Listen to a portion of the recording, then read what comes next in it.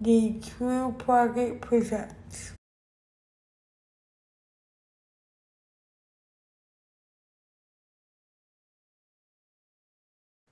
Hello and welcome to the True Project. Please introduce yourself. Hi, I'm Mel Hofmann, and at one time I was married to Steve Hofmann, who's in the film Crook Camp, and we have a daughter, Emily, who's also in Crook Camp. I currently live in Berkeley, California, with my wife and our dog. We've actually been together now for 22 years, and my relationship with Steven lasted for about 4.5 years, and we were married for part of that time. Thank you so much for taking time out of the day to talk to us. Even in 2020, when couples go out, one person is visibly disabled and the other one may or may not be visibly disabled, there's a sort of reaction from society. Did you and Steve experience any sort of reaction when you were out in public?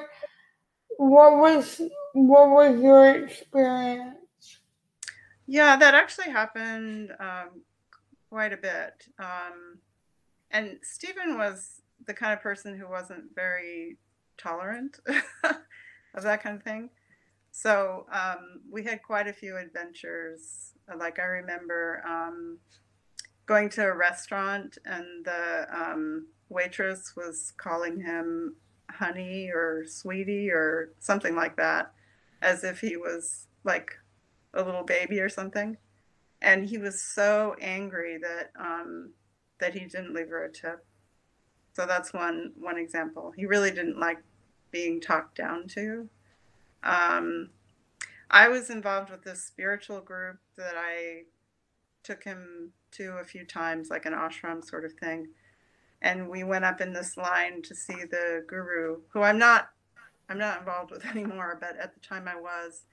And he was given a stuffed animal.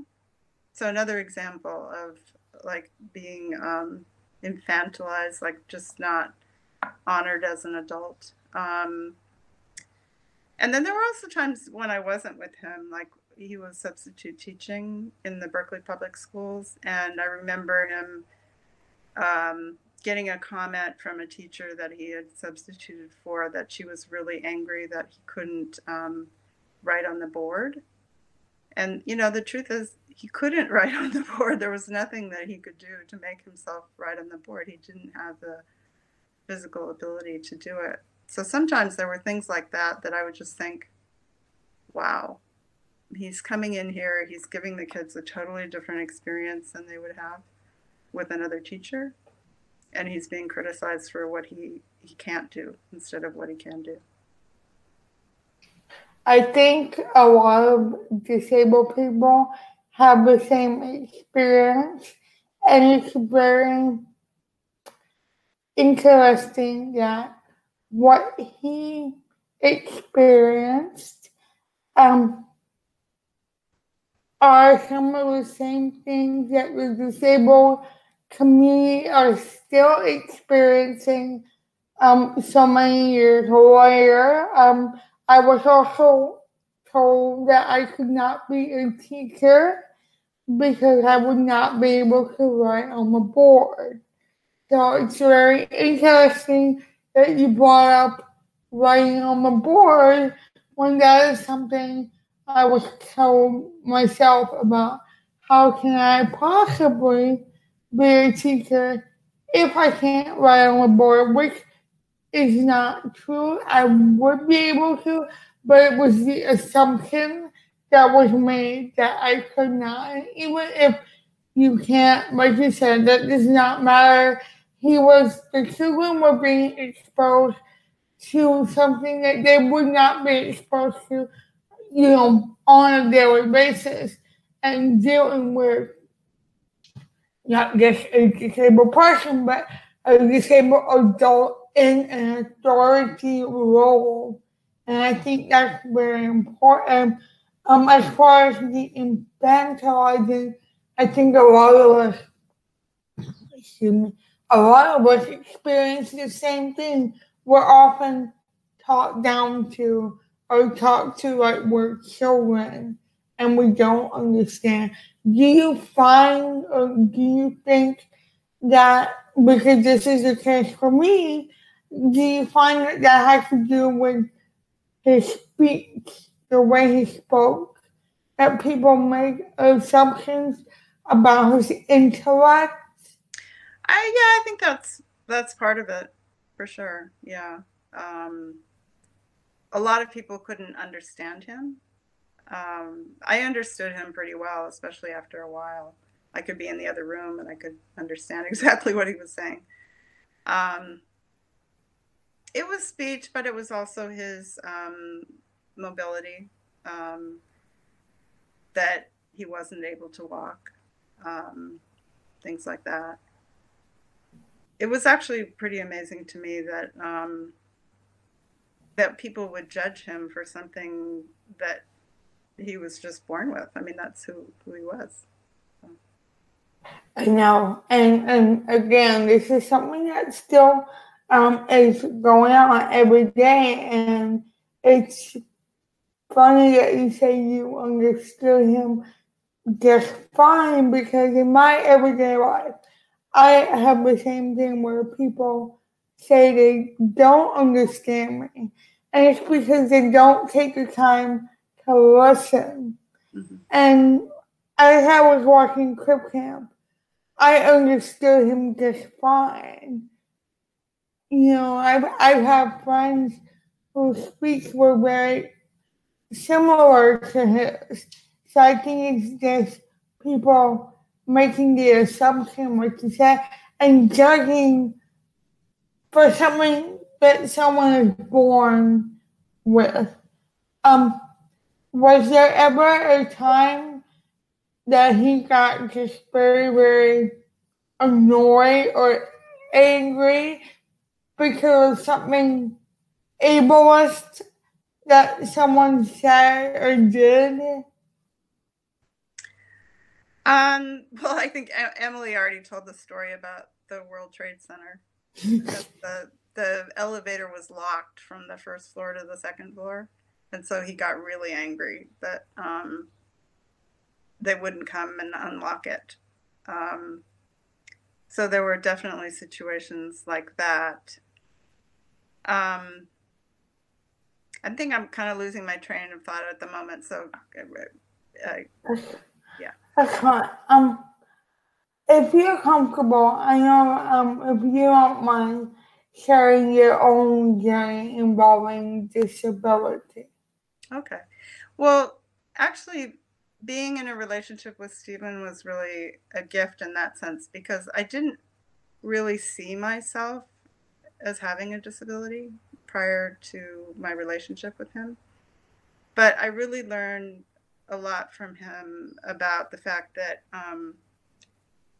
well, I was diagnosed with type 1 diabetes when I was 19, when I was in college. And right before that, I experienced a really significant trauma. And those two things happening right at the same time, along with some other trauma, really had a big impact on me physically and emotionally. But I didn't ever really think of myself as somebody who like needed maybe special help or assistance or whatever. And what I learned from him was that like I could qualify for services from the State Department of Rehabilitation because those experiences really impacted my ability to work. I mean, even though I did work, I often worked way below my level, my capacity, and my training. So it just opened up my mind to the fact that I could benefit from some help, like psychological help. These days, I have a closed loop insulin delivery system and a glucose sensor, so that allows me to control my blood sugar a lot better. But having had diabetes this long, I've had a lot of problems with my hands and my shoulders. I developed a couple of conditions in my hands that required surgery.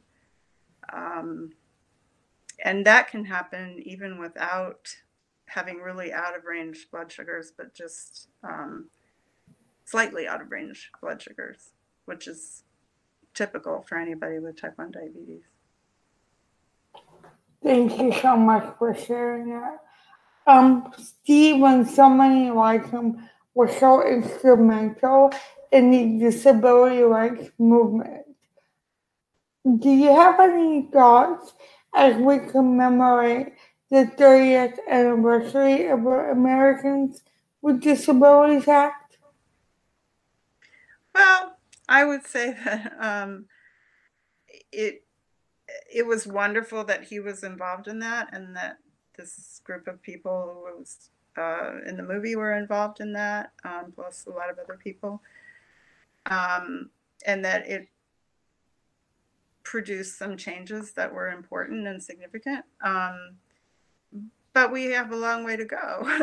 I mean, things in a lot of ways really haven't changed, and there's still a lot of educating that needs to be done, I think. Most people, and I run across it especially because I'm in the kind of spiritual healing world,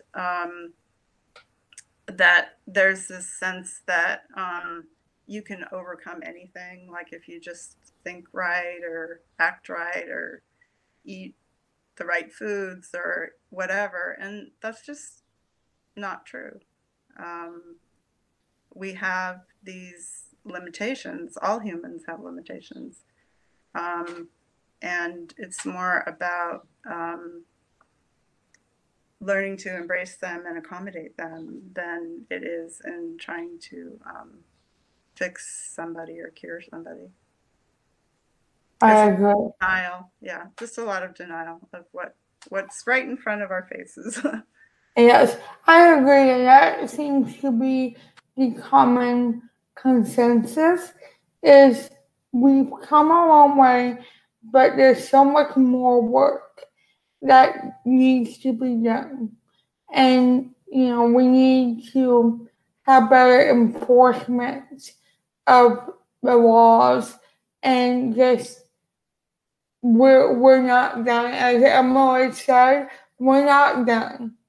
We're not done. And that seems to be the common, like I said, the common consensus. I want to thank you so much for your time and your participation in the two project. We really do appreciate you participating. Thank you, Mary. It was really a pleasure to meet you and to talk to you today. Thank you.